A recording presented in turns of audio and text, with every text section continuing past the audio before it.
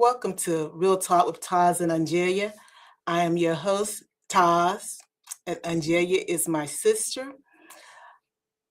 Today, I just said to OnJerya, it seemed like we're rocking the pink and green, the first and finest, as she likes to say. So, OnJerya, how has your day been? Well, we had the holiday yesterday. And so, for those that have had the pleasure of having a 3 day weekend and going back into the office after a 3 day weekend, it's busy, busy, busy, busy, busy. And that pretty much summarized it. I was working on a report, sent out the information, and then realized that I had the wrong people out of the office today. So I said, clearly, I'm still at Monday Now, when and you not at said Tuesday. you, okay, I'm still not understanding this. So, you sent the report out. Was it Monday's report or was it Tuesday's report? So the thing is, it was Tuesday report, but it had Monday's people that were okay. Some of Monday people were out, and not all of Tuesday people were listed. Okay, I see what you're saying. So you sort of straddled. Like, You got some of the people that should have gotten the report, but not everyone that should have received the Tuesday's report actually received it. no, everyone received it. It's just that I didn't have the right people listed for who was going to be out of the office today. I had, yeah, I had someone listed that was out of the office yesterday, but it didn't matter because we were closed. Oh, okay, I'm getting it now. So this report also was talking about who was actually present in the office, not a matter of who should have been receiving the report. And that's what I thought you were saying. Okay. Oh, so they didn't know that I won't in the office today, huh? No, they didn't. It just be one of those things, anytime you have a 4-day work week, it just seems that things just don't flow the way that they should. I experienced something similar. I was on a Zoom meeting with a student, and the student could not hear me. So I closed the Zoom down and we went back in. She still couldn't hear me, but I could hear her. And so I finally sent her the information for her to call in so that we could actually communicate. So I don't know if that was the 4-day work week happenings. I want to call it jinx, but the 4-day work week angst, or it was just what Verizon. Even though I'm not on Verizon, I don't know what it was. But needless to say, we worked our way through it, and that's all you can do is just work your way through it. So, what else is going on with you today? So I was able in the midst of the busyness Mhm. of work, I was able to scroll just a little and I stumbled upon Jill Scott. And, if you know Jill Scott, she's from Philly. Mhm. And she is an amazing singer. She's also an amazing actress. Um, but she was doing an interview and it was a quote. Well, now it's the quote, but at that moment, it wasn't a quote there. But hear me. I thought it was fitting to have a discussion about. Considering the fact that we know that we have the 18 years age difference between us. So I'm going to give you the quote. I'm going to ask you a question and just, kind of see like what your thoughts are. And then we'll go from there. Okay. So her quote, it says, you work hard in your 20s. You work smart in your 30s. You work how you want to in your 40s. Mhm. When you want to in your 50s. And finally, if you want to in your 60s. And I looked it up. I think she's like 57, 56, somewhere along there. So, my question that I am proposing to you and our lovely viewing audience, Mhm. how do you define success in each season of your life? Mhm. Mhm. I have to think this through, Andrea. Give me what she said in the 20s, 30s, 40s, and I've got 50 and 60. What did she say for 20, 30s, and 40s? You work hard in your 20s, Mm-hmm. you work smart in your 30s, and you work how you want to in your 40s. And 50, when you want to, and then 60s if you want to. Right. And restate the question for the audience. How do you define success in each season of your life? Now,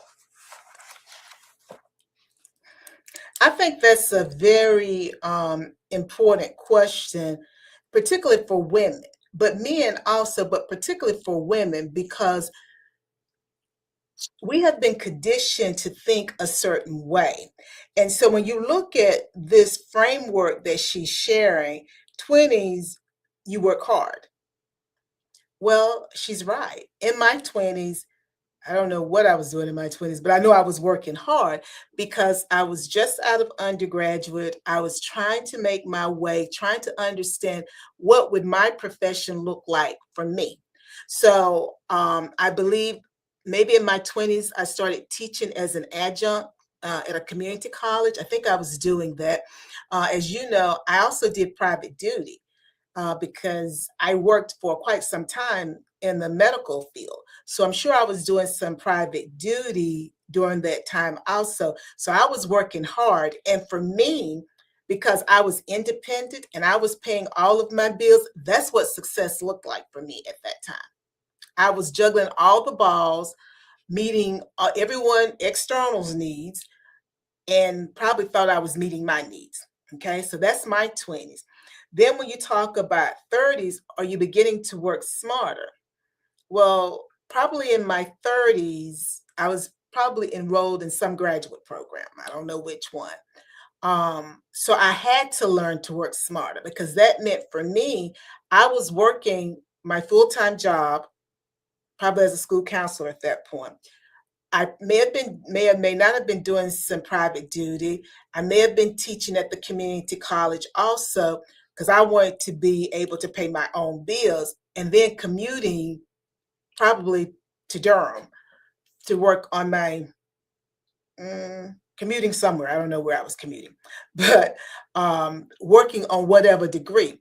So I had to learn to work smarter. And by that, I mean, regardless of what job I was doing, I had to learn to organize my task so that I was always thinking logically, but ahead so that I wasn't overwhelmed.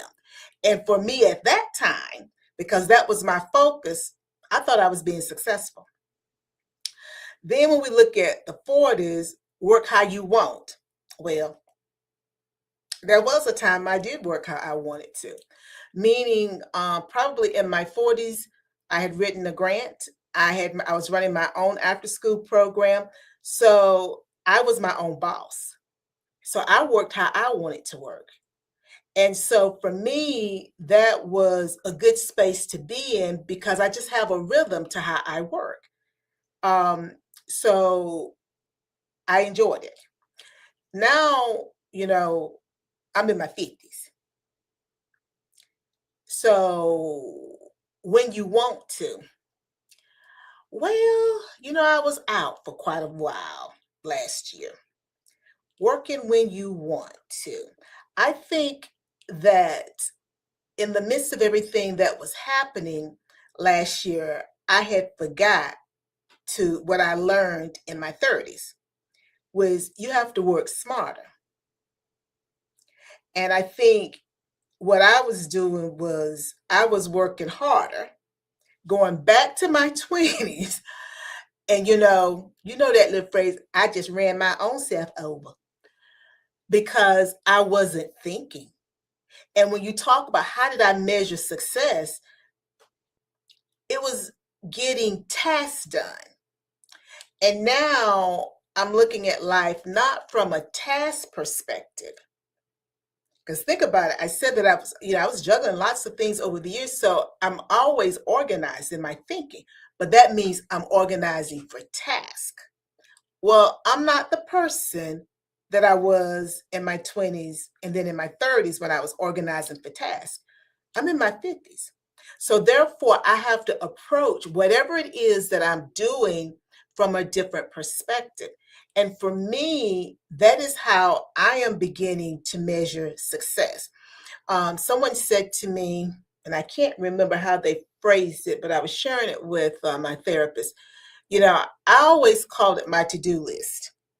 And because I called it my to-do list, it's like a weight that's hanging around my throat, my neck, I should say. And it's weighing me down. It's like carrying a cross. And so a friend of mine, Felicia, said a couple of weeks ago, I don't know how she phrased it, but I think I'm supposed to be referring to this now. My new adaptation is my completion list. Because one thing Felicia said to me, and I'm going to paraphrase, was that if you write it down, you have accomplished something. And I had to sit with that. And then I'm like, I got you. Because most people never write it down. So whereas then I'm trying to actually touch everything that I have put on my completion list, not to-do list. If I wrote it down, that means I've worked on that today. So now it's going to begin to lead me into when you want to, working when you want to, because now I'm not feeling this pressure that it has to be done at this moment, because that's a 20s mentality. And I'm in my 50s. And again, that 60s, if you want to. I'm living for that day. But I will say this. I remember, I don't know how old I would have been, but it's been a few moons ago. One of the Saras in Burlington, I'm pretty sure it was Brenda Hampton, she said something, basically, she was, and I'm going to paraphrase, she was beginning to say no. Now, I'm a few years younger than Brenda, so I didn't understand what Brenda was talking about then. Oh, I know what Brenda's talking about now. I wrote a book about that. No is a complete sentence. I'm still growing into it, but I get it because she was at a different stage in her life. So she was at that place probably at that time. Oh, I know she was working when she wanted to. So it would know. So again, I like the steps and the way, Jill Scott laid it out. And I think it's a good way for us to look at it holistically, because also that means that we should be taking better care of ourselves with each passing decade. I agree. And kind of similar with me. In my 20s, I definitely um, was working hard, right? Had just graduated, I already had one kid. Um, did the whole American dream, or what I thought was my American dream. I had the house, I had the car, I had the kid, I didn't have the husband. I thought I had the career that I wanted. Life was good. And then I moved into my 30s where I then began to work smart, right? Because by that time I had went back to school. Mm. I had two kids, went back to school, got my second degree. Still thinking that, oh, I'm living the American dream. Um, Becoming more of that entrepreneurship bug where, oh, I think I want to do this, I think I want to do that. Woo! And God bless us with that program. And then the program allowed me to kind of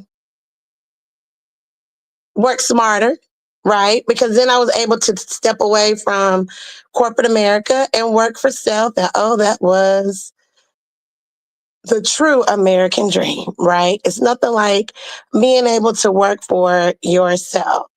And so now, as I have transitioned to my 40s, newly 40s, I yeah, I definitely feel like I'm starting to work a little how I want to. I am definitely implementing boundaries and utilizing the word no. And I'm okay with it. In my 20s and 30s, oh man, I was, especially like early to mid 30s, I was like, whatever you need me to do, I would do it, right? Because of course, I would say I was still attached to my experiences, my upbringing. And as a result of me continuing to experiencing this thing called life for self and evolving, I then understood that it was perfectly okay to cut people off, even if those people have to be family members, because sometimes it's easier to tell a stranger no than it is to tell your family member no. So, about mid to late 30s, yeah, no became my favorite phrase. No. And of course, it was a shock because with me being the youngest, everyone is expecting me to be like, yes, okay, whatever you need me to do, I got it, I got it, I got it, because I am the youngest. But as a result of being the youngest, that also means that people tend to take advantage of you because they think that you're not, what's the word I want to use? Not as it, is it astute? Where you don't know better. Well, Is baby, it let me is it astute, or you want to say as assertive with um, establishing your boundaries? Well, we can say either or, because at the end of the day, I have learned that no is what it is, and no is what I'm standing on. And if you got a problem with it, that is your problem, not my problem. So when I heard, and I'm still listening to the interview, but this part of it just really caught my attention because again, this is advice that I would have for Alexis, who just turned 21, right? Like, this is your time that you work hard, baby. Because Mhm. I can remember being in my 20s being like, by the time I'm 40, 45, I want to be retired. Yeah. Like, I don't want to work forever. And if I work forever, I want to be either working for self or even work a job where it's not as stressful, it's not as taxing. I can still travel the world, I can still live my life, I can still enjoy my life because tomorrow's not promised. And who wants to wait until they are of age to retire to then start living your life? To me, I feel like it's too late. It's too late. You let your whole life pass you by, and now you're like, oh, let me go explore. Well, what if my health isn't up to par anymore? What if my mind isn't there? Mhm. Now what? Now, when I was in good health and I was in my right mind, I don't let all these years pass me by when I could have been doing something for self. So I think that it's very fitting, not only for women, but everyone, that we have to slowly begin to, as you say, that completion list. We're so quick to say, I got this to do list. I'm guilty of it. Mhm. I'm like, oh Lord, I got this long, it's on the to do list. Mhm. It's like Christina Applegate and Don't Tell Mother the Babysitter Dead. I'm right on top of that, Rose. And the list just keeps growing and growing and growing. And you just keep checking off, checking off, checking off. And you're like, am I ever going to get to the end of the list? And no, I'm not. Because as we remove three things, two more things get added. But as you stated, if we can focus on the completion, the job well done, and look at that as a measurement of success. Well, I was able to get this completed today. As I was talking to a couple of people over the weekend, and we were talking about the importance of taking care of self and what that looks like, the importance of defining what success looks like, because what it looks like for me is not what it looks like for you. Mhm. And understanding that Rome wasn't built in a day. And it's okay that we can't get everything accomplished. No one's going to look at you side eye. No one's going to come at you and fuss at you and be like, well, why didn't you get this done? I didn't get it done because one, my time ran out. And two, I probably needed to take care of me before I can give my all to something else. So working harder while you're young, you're hungry, you're thirsty, right? You're looking for like, okay, how am I going to get A to B? Makes sense. When you're in your 30s, hopefully, you're a little more sound, a little more established, right? Because now you done spent your 20s like just trying to figure life out. Now you're in your 30s, you're like, all right, cool. I done played in my 20s. Now I got to for real hunker down because I'm how many more years? I have 30 more years plus years to retirement. I have 40 plus years to retirement. I need to make sure that my finances are in order. When it comes to my future, whether it's a 401k, whether it's the IRA, whatever type of 403b annuity, whatever type of retirement plan, you should have already established that by the time you in your 30s. And when you get to your 40s, you're just sitting back and watching your money work for you. And no, I'm not in my 50s yet. And certainly I'm not in my 60s. I would assume that that still would be the mindset because I've done the work. I've laid that foundation so that when that time comes, when I am in my 60s, I can do what I want to do because the fruits of my labor, I will reap the benefits of it.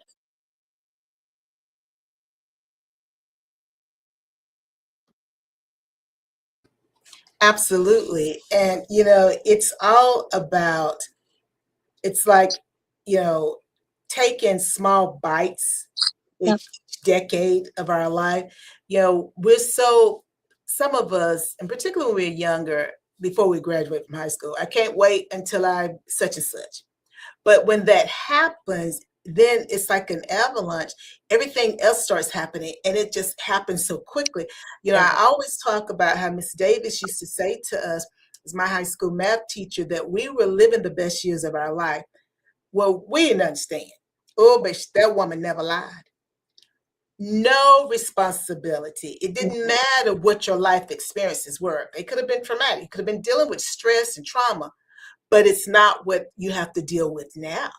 And I think that, when we are able to, flip the hourglass or and look at things as half full versus half empty, we have a moment to stop and celebrate what is transpiring. Because sometimes we're just so busy, we don't enjoy anything. And I think I haven't seen the interview, but one of the takeaways that I'm getting from this is enjoy each stage of your life. Don't be so worried about what's happening next. Enjoy each stage of your life, be fully present, and understand that you're on a journey and you're right where you need to be at that moment in your life journey. And that's true. Like, I think, as a kid, it was, oh, what is it? The Toys R Us. I don't want to grow up because I'm a Toys R Us kid. Mhm. Yeah, no, I don't want to grow up. But unfortunately, we got to grow up. We can't stay that Toys R Us kid forever. We have to move on into adulthood. And we must understand that the decisions that we make along the way will have a long lasting impact on our future. So, yes, while you're still young and dumb, as they like to say, get the play out your system. Okay, get it out your system.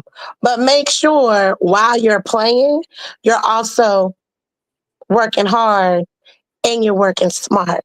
So that now, when you are in your 50s and your 60s, you're not trying to play catch up. Mhm. And if you have to work, most certainly you rather work because, oh, you just need something to keep your mind stimulated versus, oh, I have to work because I didn't properly plan in my younger days. Because remember, what's available today is no guarantee it's going to be available tomorrow. Exactly. I see you writing over there. I am not necessarily something to share here, but just, I was thinking about what we're talking about, and you give me the feedback. It's in essence, because what she did was provide a roadmap, a framework, but in essence, we're talking about the art of working and living each decade to the fullest, which means you have to shift your perspective with each passing decade. And I think, and we're talking working, and I do understand that, but we have a relationship with work.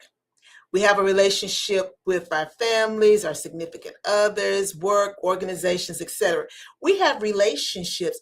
And so we have to be mindful of the rules we put in place for every relationship we have at each decade of our life.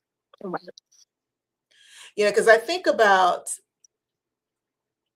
when I was in my 20s, and I think about when I first became an AKA, and I think about when I was and first became an Eastern Star, which I became an Eastern Star in and you know better than me, but give me a moment to get it out. I think it's the fall of 1988 is when I became an Eastern Star. And of course, I was in the youth department gleaners, right? And so I've always been a star in training till I became a star.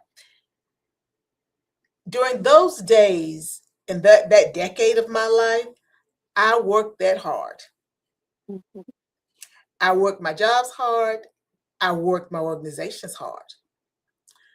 And as we shifted through those different decades, going with what Jill said, my relationships with the organizations began to shift Right. because it shifted with Eastern Stars, it shifted with Alpha Kappa Alpha, Sorority Incorporated, and other organizations because I'm at a different place. And I have to interface based upon where I am. So I'm bringing that out so that folks understand we're not just talking work. Now, she may have been just talking strictly work, but this Right. holds true for every relationship because we have a relationship with work. Every relationship you have at every decade of your life. I was with a group of women recently, and the question was posed to me. Perhaps if I can say the question correctly. In essence, the question was, what am I looking for in a mate? The big piece of it and the small piece of it when you're just meeting someone. I think I'm saying it halfway correctly. And folks answered and they gave varying answers, and I certainly agree with those answers. And I said to them, communication. Communication. Because communication will take you where passion will not. Communication will sustain you when the time gets rough. Communication will sustain you when people are sick. Communication is a sustainer. But when communication is not solid, what do you have to fall back on? Because we age with every decade that passes. So if you haven't built your relationship on something that's solid, when things get a little rocky, what do you have to fall back on? You don't have anything, I believe, that can continually feed you when you got obstacles that you're having to endure every day. And I don't know if they really understood what I meant by communication. I was sharing with you after the fact.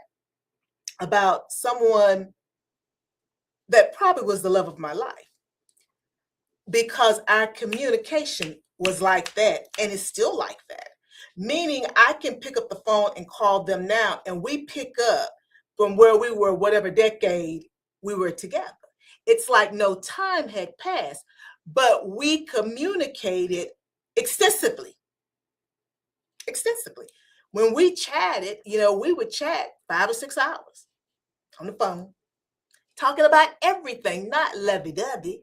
We're talking about everything: life, politics, relationship, family, things that were happening in the community, work.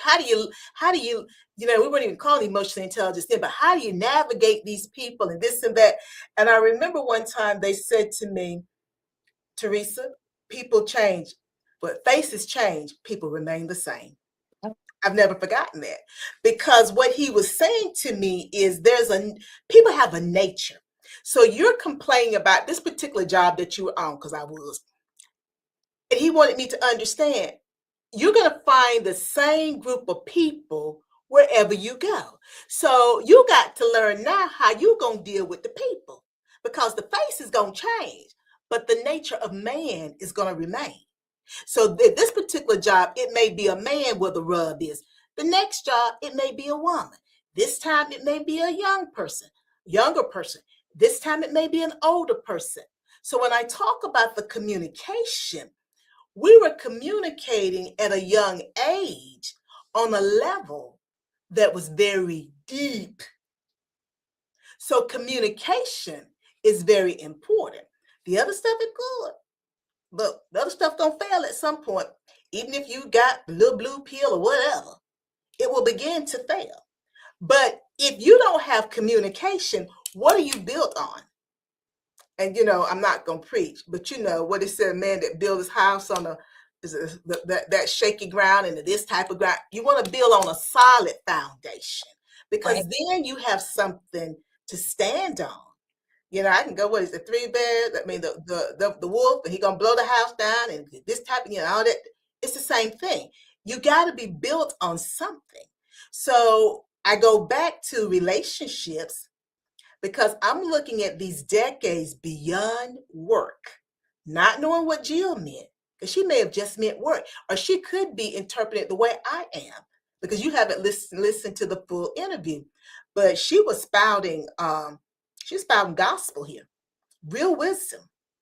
And that's the sort of wisdom that comes with lived experiences and taking the time to figure out why this didn't work. What's my role in it? Because we all play a role in our life. I was talking to a friend recently, and I said, well, blah, blah, blah, blah, blah. And he said, you let it go on too long. Well, what can I say? He was speaking the gospel too. I could have ran the room. He right. Okay. Barney Fife says, nip it, nip it, nip it, nip it. Don Knotts had something with that. We could go with Maya, because we always fall back to it. When people show you who they are, believe them. It don't mean you're a bad person because you chose to believe them. It means you're a smart person because you understood on the first time that it happened. They were telling you who they were. It's okay. Accept it. As T.D. Jakes was probably saying, get you a glass of water and just swallow it right on down and keep it moving. I just want to say thank you to Carl Frank. Hey, Carl, Pridgeon, for joining us, and hey, Daddy, thank you for joining us too. They're over on Facebook. They're joining us. But yeah,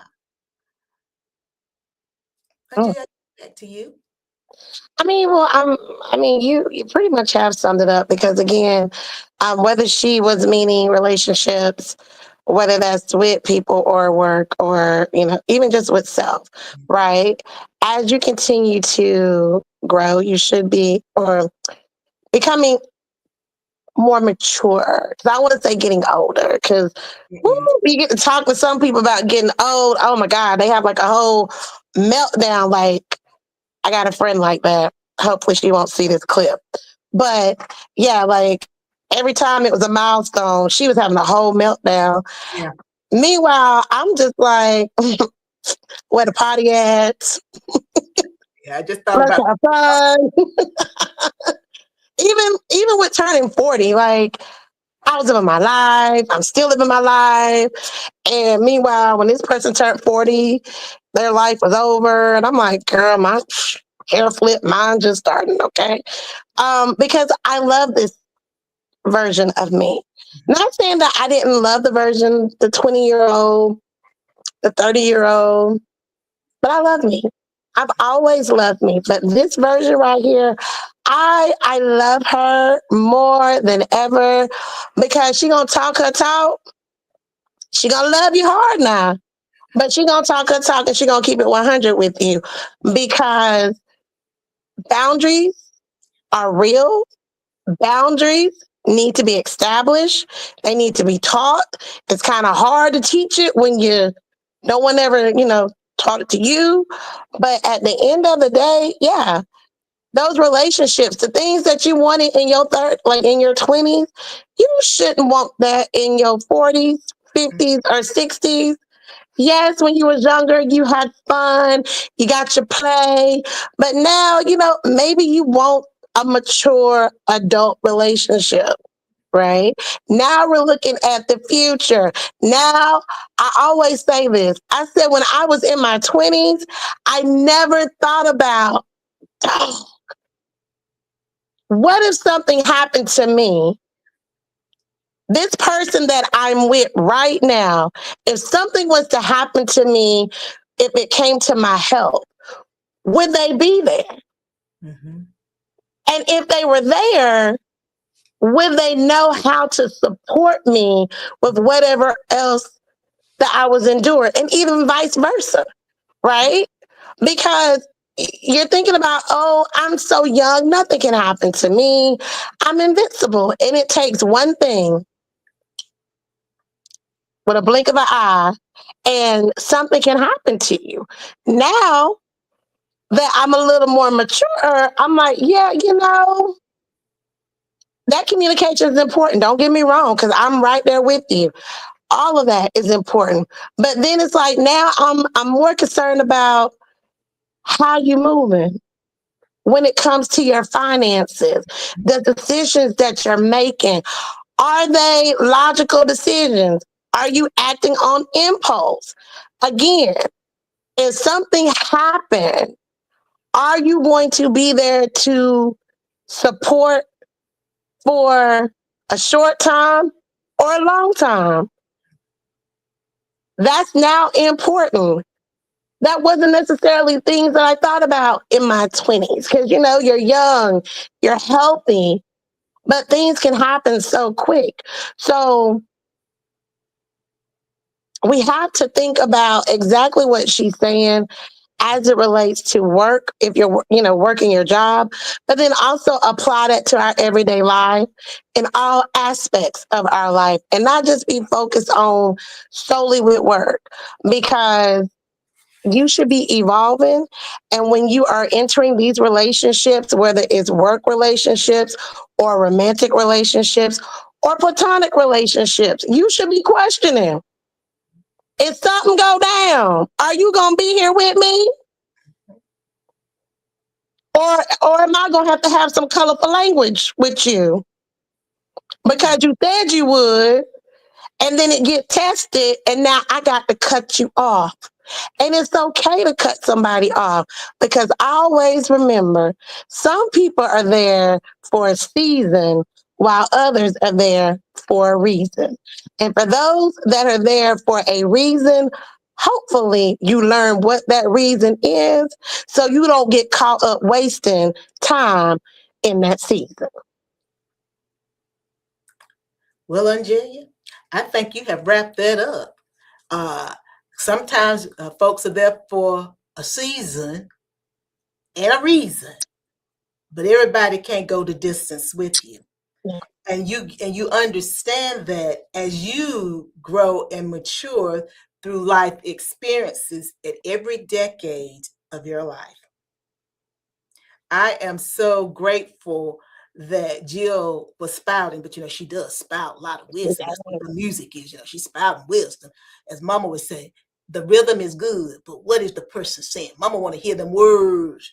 And Jill does that in her music. So I am so grateful for her sharing that in the interview about how we should think about our work at each decade in our life.